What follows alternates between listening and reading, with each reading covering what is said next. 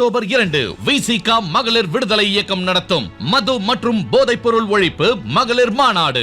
மதுவை ஒழிக்க, மனிதவளம் காக்க அணிதிரள்வோம் வாரி. உளுந்தூர்பேட்டையில் அமலாக்கத்துறை தொடுத்த வழக்கில் செந்தில் பாலாஜி தற்பொழுது நீதிமன்றத்தில் ஆஜராகியிருக்கிறார்.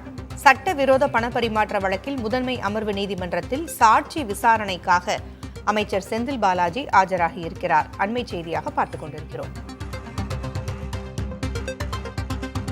அமலாக்கத்துறை வழக்கில் சாட்சி விசாரணைக்காக செந்தில் பாலாஜி முதன்மை அமர்வு நீதிமன்றத்தில் ஆஜராகியிருக்கிறார். அமைச்சரான பிறகு முதலாக சென்னை முதன்மை அமர்வு நீதிமன்றத்தில் ஆஜராகியுள்ளார் செந்தில் பாலாஜி. கூடுதல் விவரங்களை வழங்க செய்தியாளர் VM சுப்பையா இணைந்திருக்கிறார்.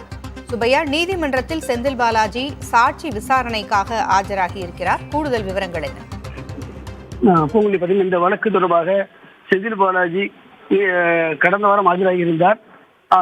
இதே நிலையில் இந்த வழக்கின் சாட்சிகள் நீதிபதி அள்ளி முன்பு நடைபெற்று வந்தது. அள்ளி உயர்நீதிமன்ற தலைமை பதிவாளராக இடமாற்றம் செய்யப்பட்டதை அடுத்து தற்போது நீதிபதி கார்த்திகை இந்த வழக்கை விசாரித்து வருகிறார்.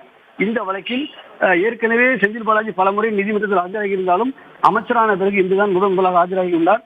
தற்போது விசாரணைக்காக அவர் நீதிமன்றத்தில் வந்து நீதிமன்ற அறைக்கு வெளியே காத்துக் கொண்டிருக்கிறார். தற்போது நீதிபதி இன்னும் இருக்க அமரவில்லை.